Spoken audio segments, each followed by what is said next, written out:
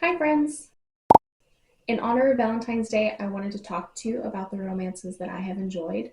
As a reader that primarily reads fantasy and sci-fi, I do like to pick up the occasional romance. I will try just about anything, but these are the romances that stand out in my mind as something I've really enjoyed. So these are my recommendations to you. If you like romances that are maybe a little spicy but not too spicy, are not dark in nature, and have a plot to them, finish watching this video and read one of these books that I recommend to you. My first recommendation is Emily Henry. She is probably one of the most popular romance authors right now, and I have read a lot of her books, if not all of her books. But the one that stands out the most to me is Funny Story.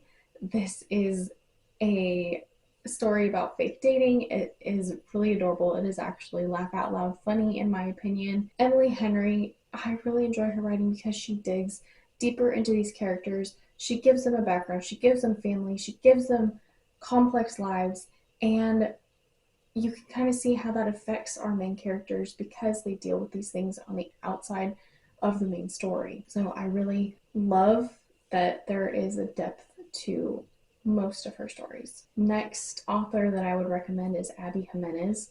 Surprise, surprise, I really enjoy her as an author.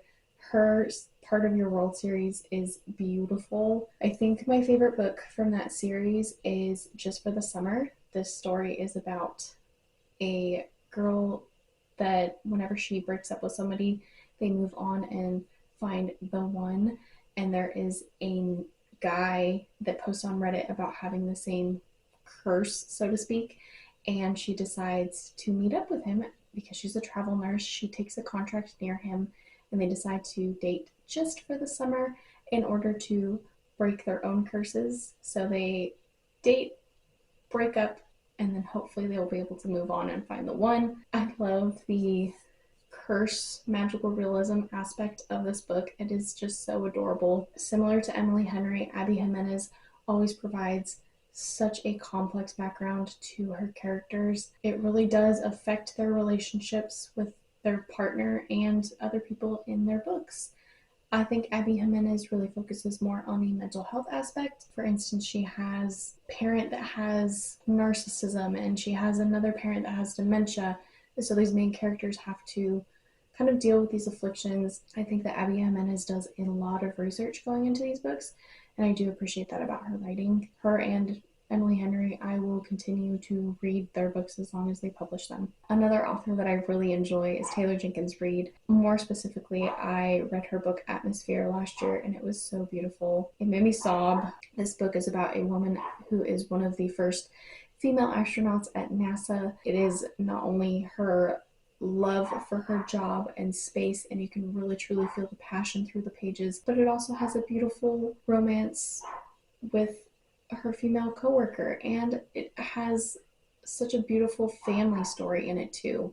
I definitely recommend this book if you love space, even if you just like sci-fi, because this book does read like sci-fi. I had to keep remembering we actually do go to outer space, like in real life, but I really, really enjoyed this story. I have also read The Seven Husbands of Evelyn Hugo, and I love that story. I've read it 3 times. I think I like Atmosphere a little bit more. I don't know how that happened, but I do. I really love Atmosphere. One of the other romance authors that I usually read her writing is Ashley Poston. She writes her romances a little bit differently. She always adds a little aspect of magical realism. That means that we are set in our world, but there's something a little bit magical. My favorite book to date by her is The Dead Romantics. This is about a woman who works in a funeral parlor, and there's a ghost there all of a sudden, and she finds herself falling for him while she's also trying to figure out who he was and how he died so she can help him move on. But obviously there's an issue because she loves him, she wants to be with him, but she's alive and he's dead. It's a very good resolution to the book, I will say. So next, I would definitely recommend the audiobook for First Time Caller by B.K. Borison. I read Love Light Farms by her and it was okay, but First Time Caller, oh my goodness, this book is so cute. This is about a woman who ends up on a radio show about love. And our host is a cynic. He does not care about love. He thinks love is a joke. And how do you feel that way if you're going to host a radio show that is all about love? She ends up agreeing to come on the show and trying to find true love, dating around, and she starts hosting this radio show with him.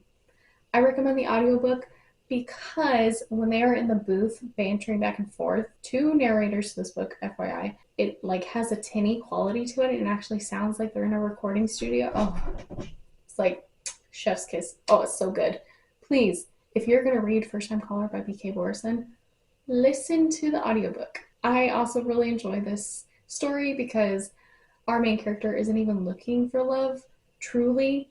She just is told by her family that she needs to find love. Her family is so cute. They're the family that would invite you in and give you the shirt off their back because they want to make sure that you're comfortable in their home. Like, they just sound like a big warm hug. I just love that family in that book. It's so cute. Another popular romance author that I've read, and I've only read this one book by her, is Bride by Allie Hazelwood.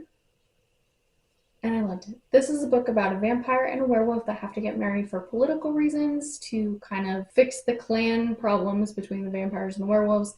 It's very political. I liked that aspect about this book. I know that's not for everybody, but when I tell you that the romance will have you giggling and screaming and just kicking your feet. There's a little sister in this book and she's freaking adorable. You're gonna love her. The best friend in this book is so feisty. It's such a good book. I really, really enjoyed it. It is a little bit steamier than I usually like my romances, but that's okay. I thought that this book did a good job balancing the politics, the plot, and the steam. So I would recommend it. Another book that I read years ago that still lives rent-free in my mind is Red, White, and Royal Blue by Casey McQuiston. This book is about a prince and the president's son. And they like each other a lot. Like a lot. And they have to keep their relationship a secret. So there's will they, won't they be found out? The political intrigue. It's so good. Clearly I like political intrigue in my books. And I still think about this book. I read this book probably like 4 years ago, and I still think about it. The last book, and really this is a whole series that I would like to recommend to you, is the Assistant to the Villain series. This is a fantastical office setting where you have fairies and dragon trainers and ogres kind of in a castle, but you're all co-workers. There's paperwork and all these other things.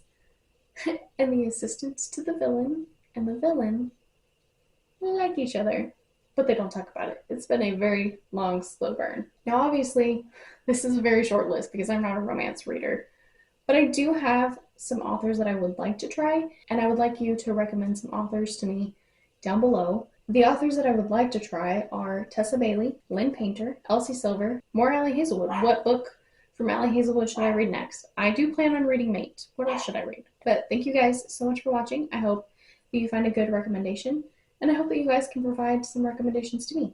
I will see you soon in a new video. Happy reading!